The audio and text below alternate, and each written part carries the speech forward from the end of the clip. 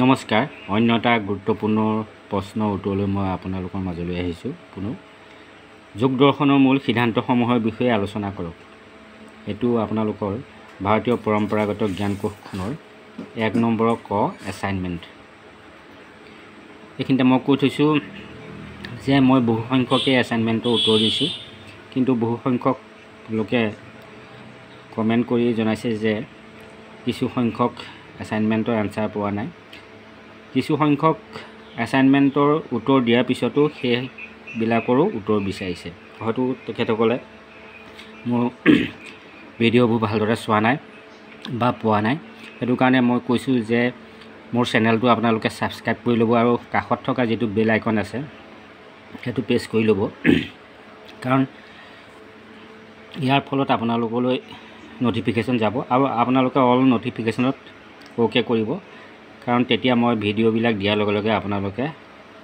পাব নটিফিকেশ্যন গৈ গম পাব যে মই ভিডিঅ' এতিয়া কোন সময়ত দিছোঁ আৰু আপোনালোকে চাব পাৰিব বা আপোনালোকে মোৰ চেনেলত গৈ ভিডিঅ'সমূহ চাব পাৰিব আৰু প্লেলিষ্টত গৈও চাব পাৰিব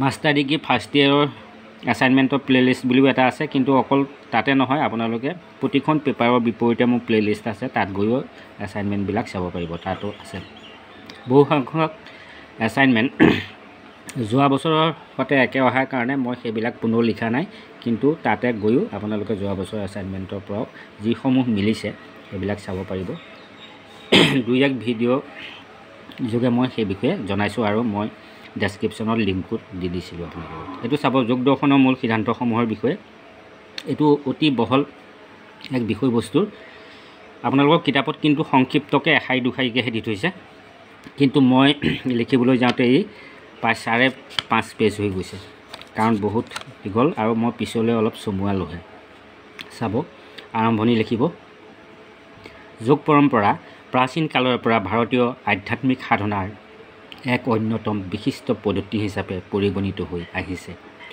যোগ দৰ্শনত মানসিক শাৰীৰিক তথা আধ্যাত্মিক উন্নতিৰ ওপৰত গুৰুত্ব আৰোপ কৰা হয় যোগ বিদ্যাই অৱহমান কালৰ পৰা মানুহৰ জীৱনৰ সৰ্বাংগীন উন্নতি বা উৎকৰ্ষতা সাধনৰ ওপৰত আলোকপাত কৰি আহিছে আৰু ইয়ে যোগশাস্ত্ৰ বা যোগ দৰ্শনক এক সুকীয়া বৈশিষ্ট্য প্ৰদান কৰিছে যোগ দৰ্শনত প্ৰতিপাদিত হোৱা কেইবাটাও সিদ্ধান্ত আছে তলত যোগ দৰ্শনৰ মূল সিদ্ধান্তসমূহৰ বিষয়ে আলোচনা কৰা হ'ল তাৰপিছত চাব যোগ দৰ্শনৰ মূল সিদ্ধান্তসমূহ যোগ দৰ্শনৰ মূল সিদ্ধান্তসমূহ হ'ল পদাৰ্থ 1 2 প্ৰমাণ 3 চিত্ৰবৃত্তি 5 ক্লেশ 4 ক্লেশ 5 চিত্ৰভূমি 6 অষ্টাংগ যোগ 7 গুণ সিদ্ধান্ত 8 মুখ্য সিদ্ধান্ত আৰু ঈশ্বৰৰ অস্তিত্ব সম্পৰ্কীয় সিদ্ধান্ত 9 নম্বৰ তলত চমুকৈ প্ৰতিটো সিদ্ধান্তৰ বিষয়ে আলোচনা কৰা হ'ল পদাৰ্থ যোগ দৰ্শনত 26টা পদাৰ্থ স্বীকাৰ কৰা হৈছে তাৰ ভিতৰত কেইটামান হৈছে যেনে প্ৰকৃতি পুৰুষ ঈশ্বৰ মহৎ বা বুদ্ধি অহংকাৰ একাদশ খেন্দ্ৰীয় পঞ্চমতম মাত্ৰ এটো কি হৈছে ৰূপ ৰস গন্ধ স্পৰ্শ আৰু শব্দ কোৱা হয় আৰু পঞ্চমভূত যেনে ক্ষিতি অপ তেজ মৰুত বোম এইকেইটা যোগ দৰ্শনৰ এই 26টা পদাৰ্থ বা তত্ত্বৰ ভিতৰত 25টাতে জগতৰ সৃষ্টি প্ৰক্ৰিয়া বৰ্ণনা কৰা হৈছে এই যি 26টা পদাৰ্থ বা তত্ত্ব আছে তাৰ ভিতৰত 25টাতে কি হৈছে জগতৰ সৃষ্টি প্ৰক্ৰিয়াৰ কথা বৰ্ণনা কৰা হৈছে ঈশ্বৰক এই সৃষ্টি প্ৰক্ৰিয়াৰ নিষ্ক্ৰিয় নিমিত্ত কাৰণ বা পৰিদৰ্শক বুলি অভিহিত কৰা হৈছে যোগ দৰ্শনৰ মতে ঈশ্বৰ হ'ল সকলো প্ৰকাৰৰ ক্লেশ কৰ্ম বিপাক আদিয়ে স্পৰ্শ কৰিব নোৱাৰা তিনিও কালতে সদায় মুক্ত বিশেষ পুৰুষ তাৰপিছত 2 নম্বৰ প্ৰমাণ যোগ দৰ্শনত 3টা প্ৰমাণক স্বীকাৰ কৰা হৈছে সেইকেইটা হৈছে প্ৰত্যক্ষ অনুমান আৰু আগম জ্ঞানৰ অন্বেষণত মুখ্যতঃ জগতৰ স্বৰূপ আত্মাৰ স্বৰূপ ঈশ্বৰৰ স্বৰূপ জীৱাত্মা আৰু পৰমাত্মাৰ সম্বন্ধ জীৱনৰ স্বৰূপ যোগৰ মাধ্যমেৰে প্ৰত্যক্ষ অনুমান আৰু আগম প্ৰমাণেৰে লাভ কৰিব পাৰি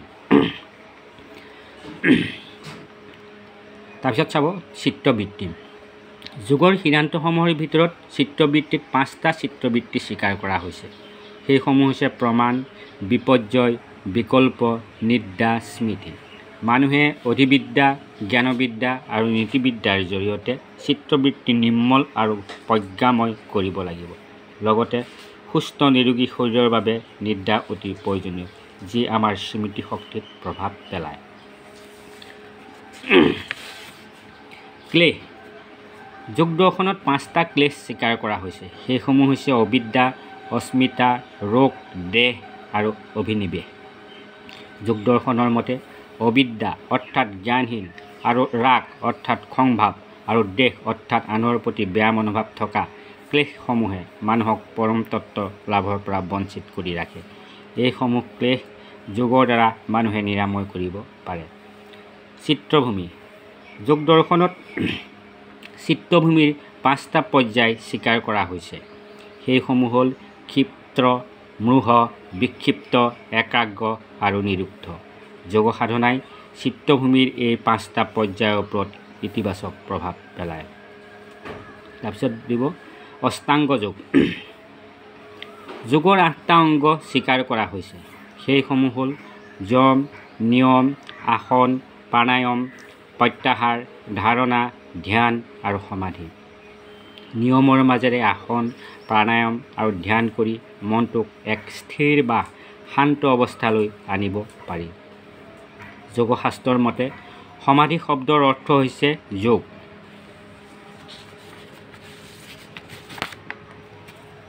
সেয়ে যোগসূত্ৰ গ্ৰন্থত কোৱা হৈছে যুজ সমাধৌ ইত্যস্মাৎ বুৎপন্ন মধ্যাহ্ন সমাধাৰ্থ ন তু যুজিৰ যোগে ইত্যস্মাৎ সহযোগাৰ্থ। অৰ্থাৎ মন স্থিৰ বা শান্ত অৱস্থালৈ অহা অৱস্থাই সমাধি। যেতিয়া শেষটো কথা কৈছে, ইয়াৰ অষ্টাংগ যোগৰ শেষটোৱে হৈছে সমাধি। সমাধি মানে কি হৈছে, যি আমি সাধনাৰ দ্বাৰা মনক স্থিৰ বা শান্ত অৱস্থালৈ যেতিয়া আহে, সেই যি অৱস্থা মনক স্থিৰ বা শান্ত অৱস্থালৈ অহা সময়টোৱে হৈছে সমাধি। 7 নম্বৰ গুণ সিদ্ধান্ত। যোগ দৰ্শনত 3টা গুণক স্বীকাৰ কৰা হৈছে: সাত্বিক, ৰাজসিক, তামসিক। মুক্তিৰ কামনা কৰি কৰা যোগক তথা কোনো ধৰণৰ বিষয়গত কামনা নকৰি কৰা যোগক সাত্বিক, কোনো বৈষয়িক সুখ আনন্দৰ বাবে ঐশ্বৰ্যশীলভাৱে কৰা যোগক ৰাজসিক আৰু যি যোগ সাধনাৰ জৰিয়তে আনৰ অমংগল কামনা কৰে তাক তামসিক বুলি কোৱা হয়। তিনিওটাৰ ভিতৰত সাত্বিক গুণেই শ্ৰেষ্ঠ। ইয়াৰ উপৰি মুখ্যৰ সিদ্ধান্তত যোগৰ মাধ্যমেৰে মুখ্যপ্ৰাপ্তিত উপনীত হোৱা আৰু যোগত ঈশ্বৰৰ অস্তিত্ব সম্পৰ্কীয় সিদ্ধান্ত যোগ দৰ্শনত আলোচিত হৈছে। ইতিমধ্যে বহুত দীঘল হোৱাৰ কাৰণে মই অলপ চমুৱাই আনিছোঁ।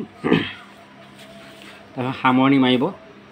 উক্ত আলোচনাৰ পৰা আমি দেখা পালোঁ যে অজ্ঞানতাৰ অন্ধকাৰেৰে আচ্ছাদিত আত্মাত পোহৰৰ প্ৰতিফলন ঘটাবলৈ যোগ দৰ্শনৰ যি লক্ষ্য আৰু উদ্দেশ্য আছে, তাৰ মাজত যোগৰ সিদ্ধান্তসমূহে মূল প্ৰতিপাদিত বিষয় হিচাপে গুৰুত্ব লাভ কৰিছে।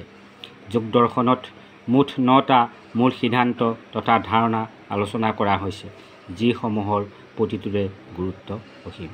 এনেদৰে আপোনালোকে লিখিব। মই লিখাৰে মোৰ হাতৰ আখৰে 5.5 পেজ হৈছে। আপোনালোকৰ হয়তো কমো হ'ব পাৰে, কিন্তু মই 5.5 মান শব্দৰ ভিতৰত হৈছে।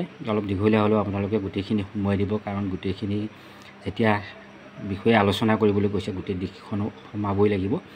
আৰু এনেদৰে যদি লিখে আপোনালোকে, তেনেহ'লে আপোনালোকে এছাইনমেণ্টৰ জৰিয়তে নম্বৰ পাবলৈ সক্ষম হ'ব। এনেধৰণৰ ভিডিঅ'ৰ বাবে নতুনকৈ অহাসকলে মোৰ চেনেলটো ছাবস্ক্ৰাইব কৰি ল'ব আৰু লাইক কমেণ্ট কৰি আপোনালোকে মোক উৎসাহিত কৰিব বুলি আশা ৰাখি আজিলৈ আহোঁ। ধন্যবাদ।